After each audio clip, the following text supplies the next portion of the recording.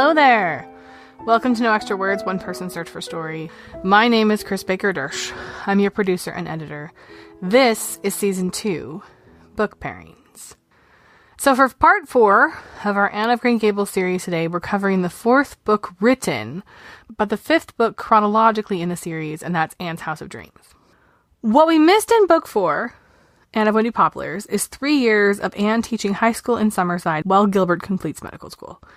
Montgomery herself skipped those years in her first writing of the series and takes us to this point 3 years after we left them. Our rule throughout this whole series has been that we spoil the books we've already covered.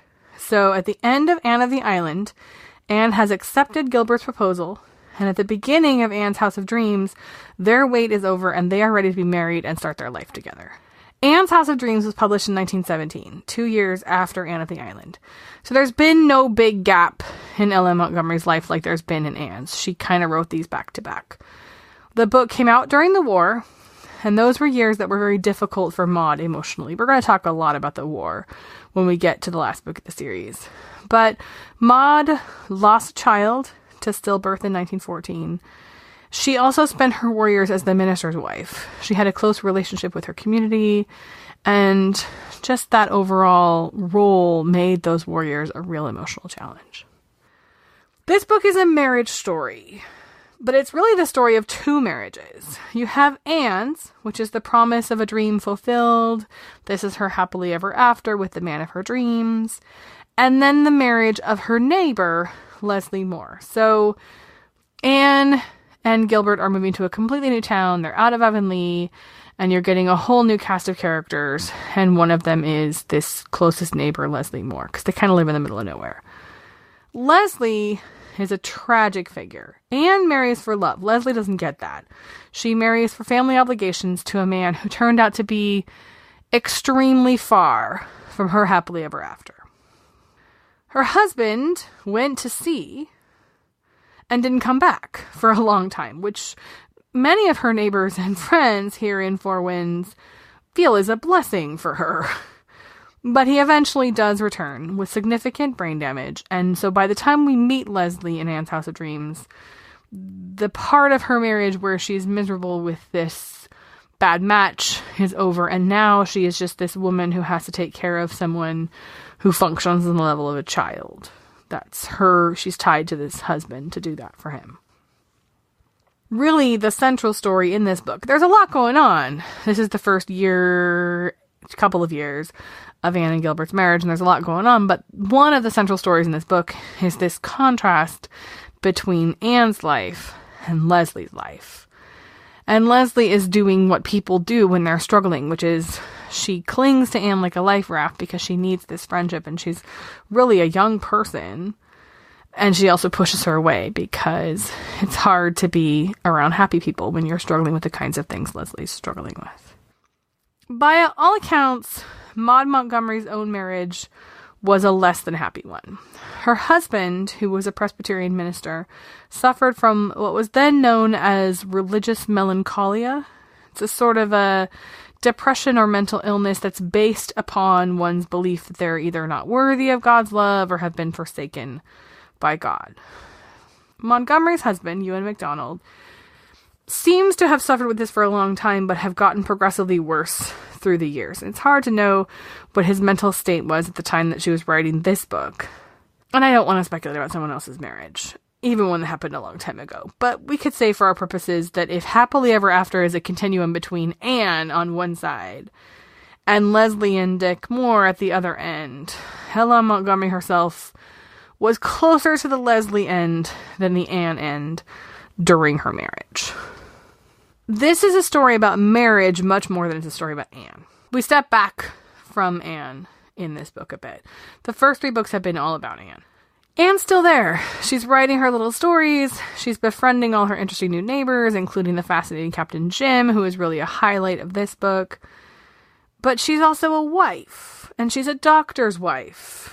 So she has a role in this community, keeping house in their little house of dreams, as she and Gilbert call it, and preparing for motherhood, which is what young wives do. This is, of course, what she's always expected she will do, and what she's always been expected to do. This book starts with Anne's wedding. And Marilla, who never married, thinks of Anne's wedding as setting the world right, fixing what once went astray, when she herself quarreled and didn't marry into the Blythe family. She's actually quoted as saying, "A home isn't a home until it's had a birth, a death, and a wedding." Green Gables has never had that third one. So it's Anne's wedding that, to Marilla, finally makes Green Gables a real home. I have a friend who is an Anne fan, but not to the degree that I am, and she confessed to me a while back that she doesn't like this book very much. That it is, in fact, this book that made her quit the series. She said maybe it was a reaction born of the fact that she herself is not married. But she feels like in this book, her words, we lose Anne. That somehow Anne's marriage diminishes her as a character and makes her lose the vivaciousness, the energy that she has in the earlier books. That's a completely fair criticism, and I've heard it from people, not just my friend. And I wanted to take a look at it in this episode. Is it inevitable? Is it just a time period thing? Do we do any better now at giving our female protagonists active and vital lives once married? Or does the drama of women's fiction always end at the altar? Think about your romantic comedies. When do the credits roll? When they finally say I love you? When they finally get the guy? To me, the author most guilty of this isn't Ellen Montgomery with Anne. It's there. But to me, the book where this phenomenon super bugs me is Maud Hart Lovelace with Betsy. And that's why I'm pairing this one up with Betsy's Wedding, which is the last of the Betsy Tacy books. We talked about Betsy Tacy back on episode 112, as regular listeners to the show will remember. And that's Betsy at 5. Betsy's Wedding, which was published in 1955, is the last of the Betsy books. And it's set in the U.S.'s pre-World War I era from 1914 to 1917. Maud Hart Lovelace, who lived from 1892 to 1980, based Betsy's life on her own childhood and girlhood. And unlike Ellen Montgomery, who wrote the Anne books over more than 3 decades and was still writing about Anne when she died, all 10 Betsy books were published in the 15 years between 1940 and 1955. And so they're set in that 1890s, 1910s, 19-teens period. But they say as much about 1940 to 1955 as they do about when they're set. So in Betsy's Wedding, Betsy has just gotten home from a European trip. Betsy was always great in school. She loved to write, but she comes to college and for a lot of reasons she has real struggles and doesn't finish, which is very un-Betsy-like if you've read the books, especially the high school books. Her parents were always supportive of her desire to learn more and to make something of herself. And they slowly come to realize that there's more to education than just a classroom. So they help her plan and finance and book a trip to Europe to learn languages and culture. Betsy the Great World, the book that precedes Betsy's Wedding, the one that is about that trip, is one of my favorites, if not my favorite, in the series. It's Betsy on a steamship, traveling the Atlantic, going through Europe. It's a great book. Unfortunately, at the end of Betsy in the Great World, Betsy has been driven home from Europe unexpectedly by war. So this is 1914. But the good news is her on-again, off-again suitor, Joe Willard, with whom she had, before her trip began, one of those useless falling outs that literature's full of, is waiting for her when she arrives home. So they're going to get married and go start their life together in Minnesota. Now, Maud Hart Lovelace did base her Betsy books so much on her life. But in real life, the real Maud didn't meet her husband, Delos, on whom Joe is based, until 1917, which is also the year they married. When she created him as a suitor for Betsy, what she did is she gave Joe Delos' backstory, but introduces him into Betsy's life when she's 14. In my copy of Betsy's Wedding, which interestingly enough is actually a 2-novel set, it has Betsy in the Great World and Betsy's Wedding. So it's like my favorite book in the series paired with my least favorite book in the series. There is this section that's specific to the history of these books, putting Maud Hart Lovelace's life alongside what was going on in these books. According to that history, according to Maud's childhood friends, while Joe in the earlier books resembles Delos, it is in this book where he walks right off the page, they say. Well, I never knew Delos Lovelace, but if he most resembles Joe Willard as he appears in Betsy's Wedding, I don't think I would have liked him very much. Joe has always had a bit of a swagger and an arrogance to him, sort of a way of overcoming a tough life. But the Joe in this book is just obnoxious. So they arrive in Minnesota, and they proudly announce their plans to Betsy's parents. And there are understandably some concerns, like where they are going to live and how they are going to make money. Joe responds to these concerns by going on this whirlwind job hunt. He gets turned down many times. He finally takes a job that's beneath him so he can say he has one. And I think this is supposed to be a romantic scene where the love of Betsy's life is running around Minneapolis trying to find work so that he can marry her. But it comes off as well-traveled, well-educated Betsy gets taken care of by the guy so she can focus on her cooking and cleaning. Two things that if you've read any of Betsy's story up to this point, she's legendarily terrible at. Now, some of this is a product of the time. Women of Betsy's class and era would not have been expected to work. I'm careful to include the phrase women of Betsy's class. Working class women have always worked. I think when we talk about women coming to work, we forget that narrative completely. But for middle class Betsy, she wouldn't have been expected to have a career. It would have been pretty revolutionary if she had a career, and if she tried one, she probably would have been fired when she got pregnant for the first time.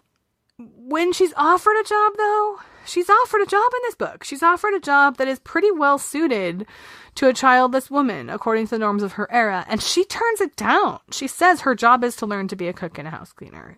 It's sort of like, really? Both L.M. Montgomery and Maud Hart Lovelace had writing careers, while also being married and having children. Why are such lives denied to their characters? At least Anne is out in the world. You know, Anne isn't working for a living, but at least Anne is out in the world. She's writing her stories. She's becoming part of this community. You don't see Anne as stuck in House of Dreams all day. And on PEI in Anne's era, there would have been a whole lot of unpaid work that she would have been expected to do just to keep this house functioning. That's the other thing that I think we forget when we talk about women entering the workforce is in a lot of places, especially rural communities, there's a lot of work that has to be done that nobody's getting paid for. So women working is, again, this kind of movable concept.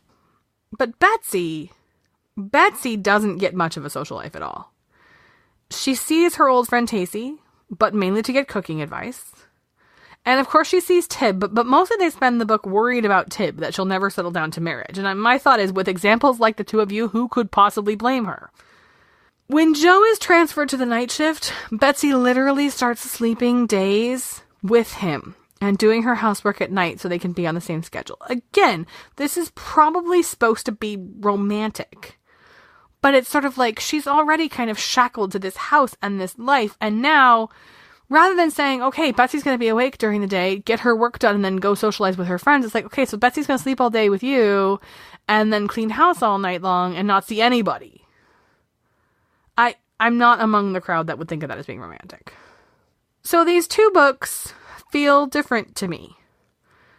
They both have this flaw. I mean, Anne's House of Dreams is not absent this flaw, this kind of woman disappears into marriage, but it feels more profound with Betsy, to me. Both these books are really about the same thing. They're two young married couples into very similar time periods. We need to talk time period for a second, because it is hard to put dates on Anne's life. The new TV show, Anne with an E, which I haven't started watching season 2 yet. I talked a lot about Anne with an E in the Anne of Green Gables episode back on episode 113. So I won't go into it too much here, especially since I haven't, as of this recording, watched any of season 2. Can't get super excited about it. Will at some point. But all that aside, the new show is set in the early 20th century when Anne of Green Gables is published. If they keep going too much further, they're going to run into problems if they stick with following the books, because the timeline won't line up right. The original miniseries that everybody's familiar with from the 80s has the same problem, which is why the third movie gets pretty wonky, because you can't kind of stick with the plot of these books because the time period doesn't work. Now, the Anne series wasn't planned, so the timeline never really lines up right. The only book that we have a specific time period for is the last one, which is set during World War I. If we count backwards, based on how old everybody is in that book, that means Anne's House of Dreams is set somewhere around 1891 to 1893-ish, giving the initial Anne of Green Gables book a setting somewhere around 1878 to 1882-ish. You can get away with that because there are not a ton of period details in these books. Anne lives with an older generation. They don't change with the times all that much. Prince Edward Island is slow to get technology. So the timeline is believable, but I actually read somewhere, if you really dissect these books, Anne of Green Gables has cultural references in it that date everywhere from the 1870s to 1906. So it is hard to put these books in a time period. And that's why I won't watch the last of the Kevin Sullivan Anne miniseries. I know enough about it to know that it's Anne's World War I experience, and that Anne's World War I experience is very, very different in that film than it is in the books. And we're going to get to World War I when we end this series. But there were a lot of plot changes in the second volume of the miniseries, and my brain could follow those, but once we got into the war, I couldn't do it anymore. So to each their own, but that movie lives in my head as one that doesn't really exist. I sort of categorize it the same way my husband does the second Star Wars prequel, the movie that never got made. That's what he calls it. So these books are in similar time periods. Anne and Gilbert are getting married probably 15 years before Joe and Betsy, but it's talking ostensibly about the same time. Betsy's actually the more modern one. But Betsy feels so different, so throwback, so retro. Betsy loses her Betsiness. She loses the fashion obsessions that give so much delightful period detail to these books. She kind of loses her streak of independence that makes her quit college and go out in the great world in the first place. A lot of Betsy's personality really gets sucked away in this book. The writer remains, which is good, because you can't be Betsy without being writer Betsy, but it all, again, comes from him. She's going to give it up, and he tells her not to. He tells her to hire a maid for the bigger chores around the house so she has time to write. Even writing becomes a thing that she can back burner, but he tells her to push out. It's infuriating. She doesn't have any spine to stand up for herself in this book. I do have a theory as to why there's a different flavor to Betsy. Betsy feels like she's a 1950s housewife. She's not, but that's when she was published. Betsy's Wedding came out at a time when the housewife and the cult of domesticity were the dream of American pop culture. She fits right into the Leave It to Beaver era in which she was released. She kind of fits better there than she does in the women's suffrage era in which she actually lives. You know, at the time Betsy is set, there's a fight for women's suffrage, there's a war looming, so women are going to play a bigger role as the men go away, and all of that kind of cultural stuff is going on. In the 1950s, when she's written, there's kind of this swing back towards domesticity. Lovelace herself was married in 1917. But the war really delayed her setting up housekeeping. Her husband went to war service right away, and she didn't live with her husband as a newlywed until 1919. She didn't become a mother until 1931. Betsy spends a lot of time in this book longing for a baby that never comes. When the book ends with the U.S. entrance into World War I in 1917. And Betsy is not yet a mother. And it feels to me like that part of her life, that longing, is based on Maud Lovelace's own experiences. And certainly, like all the Betsy books, this one is highly autobiographical, but you have to wonder how much of the portrayal of this marriage is the real Lovelace experience and how much is for the market of the 1950s. Maud Lovelace wrote a lot in the early years of her marriage. She didn't find enormous success as a writer until she started publishing the Betsy books in the 1940s. But she wrote for many years. She had a career. Much of her published work is co-authored by her husband. So it is possible that this dynamic of Joe being the controlling factor in Betsy's writing is real to the Lovelace experience. I really don't know. It's dangerous when you start to tinker around other people's marriages. There's no doubt Anne's House of Dreams has the same flaw, although I would argue to a lesser degree, and it is probably based in fact. Women of this class and era did cede a lot of themselves and their lives to their husbands after marriage. When Anne asks a neighbor to call her Anne instead of Mrs. Dr. Blythe, which is how she becomes known in Four Winds, she isn't complaining. She's just excited to get that name back because she doesn't know these people, and that's a less formal way of addressing her. If somebody called me Mrs. Josh Durst, they get a pretty dirty look. But this is what happens in Anne's time. She's a doctor's wife. There are expectations that go with that. Maud Montgomery MacDonald was a minister's wife, and she, I'm sure, knew that very well. One other thing, not really related, that I want to mention before we wrap up here is the setting descriptions in this book. In the whole series, really, but the descriptions of what this place looks like as Anne comes to it new, and her house is very isolated. So the wave, the wind, the water, the trees, that they are surrounding her in a way and immersing her in a way that she hasn't experienced before. She's always been very, very tied to nature, but the isolation of her new house really lends itself to that. And the setting descriptions are vivid. Some people love them, some people hate them. We have mentioned before Nancy Pearl, superhero librarian. And she has this theory about readers. That we as readers approach books, particularly novels, but really all books, through 4 doors. These are character, plot, setting, or language. So when Nancy Pearl works with librarians on how to recommend books, it's not about genre or read-alikes or books that sound the same or are plotted the same necessarily. Your first job when you're recommending books to people is to figure out what door they approach the book they like through, and then giving them something that appeals on a similar level. Now, all readers have all 4 doors. It's not like we don't have the ability to approach books from all different angles.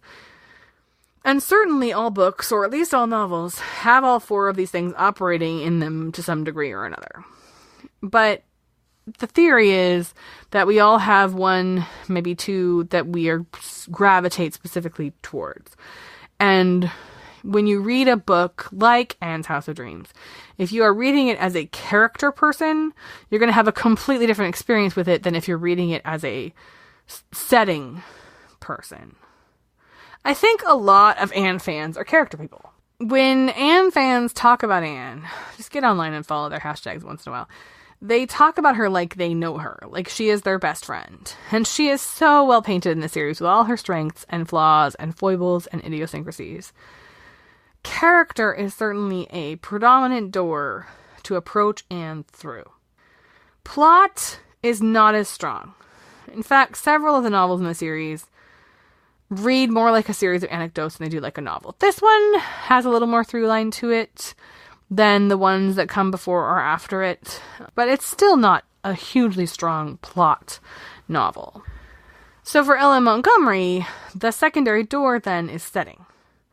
Prince Edward Island itself is a character in these books. And certainly Four Winds, where Anne is living, is a huge part of the telling of this book. The descriptions are just luminous. I mean, all of the books, Quaint Avonlea, Old World Kingsport, the trees around Windy Poplars, they have been very real throughout this series. People who approach books through character and those who approach it through setting tend to be different kinds of readers. You can certainly have both doors operating, but one is probably stronger than another for you.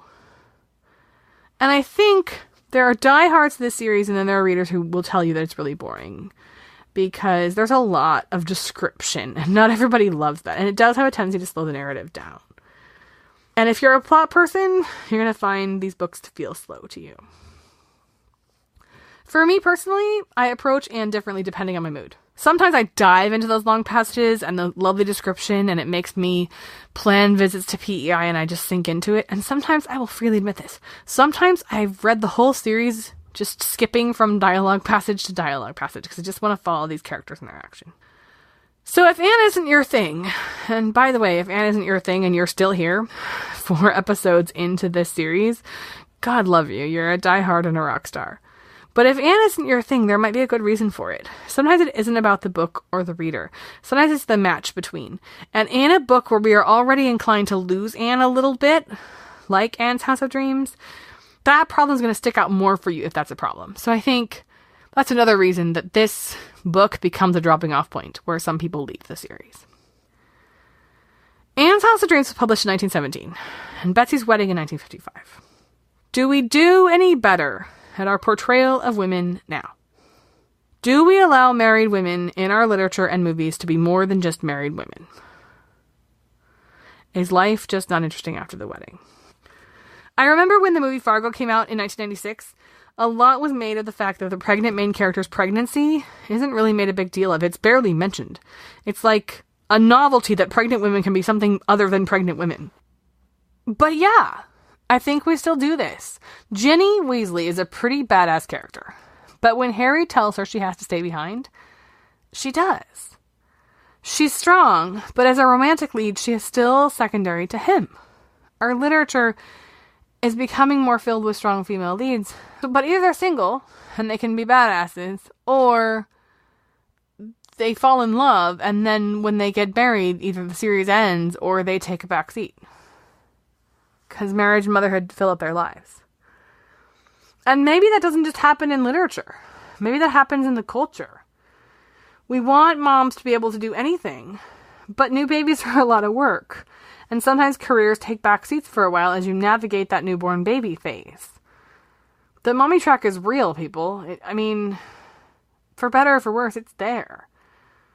And then sometimes you don't. You know, Senator Tammy Duckworth took her infant daughter to the floor of the U.S. Senate, but she needed permission from the Senate body to do so.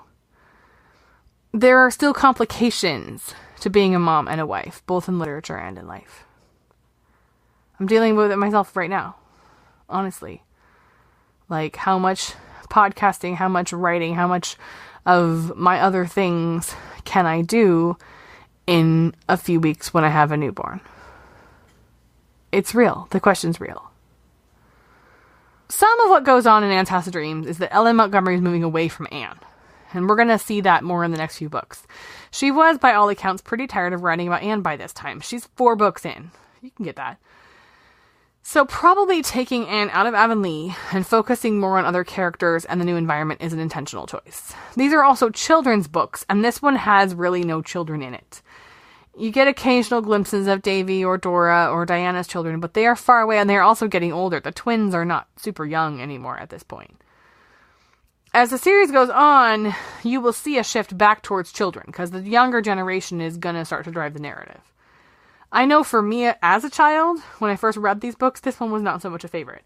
As an adult who's been through life phases and who's been a newlywed, coming back to it, I can put it into more context, but I definitely understand the criticism. Betsy's series is done at this point, so it ends somewhat on a low note. But Anne's series is not over. For our next episode, we're going to hit the fast forward button a little bit. We're going to skip the next book, Anne of Ingleside, which was written later. It's the last book written, and it's entirely skippable. But I'm also making a choice to skip the next book written about Anne, 1919's Rainbow Valley. We'll talk about why. But fair warning, if you are going on with us, our discussion of Rilla of Ingleside is by default going to do some spoiling of Rainbow Valley. Not in a way that will make it impossible to read it, but it's just to make you aware. Rilla of Ingleside is the last in the series. Sort of. We'll get there. It's also one of my absolute favorites, so I'm looking forward to sharing it with you, whether you've read it or not. We're going to pair it up with something more modern, because we haven't gone past the 1990s in a while. We've been kind of back in history. So alongside Rilla is 2017's The Summer Before the War by Helen Simonson. And we're going to talk war, feminism, historical fiction versus old books, and all of that yumminess. So I hope you will join us for that. As always, reading along is never required. You are invited to just join us for the literary journey. If you are enjoying this walkthrough of Anne, I hope you'll consider sharing this with an Anne-loving, or who knows, maybe a Betsy-loving friend.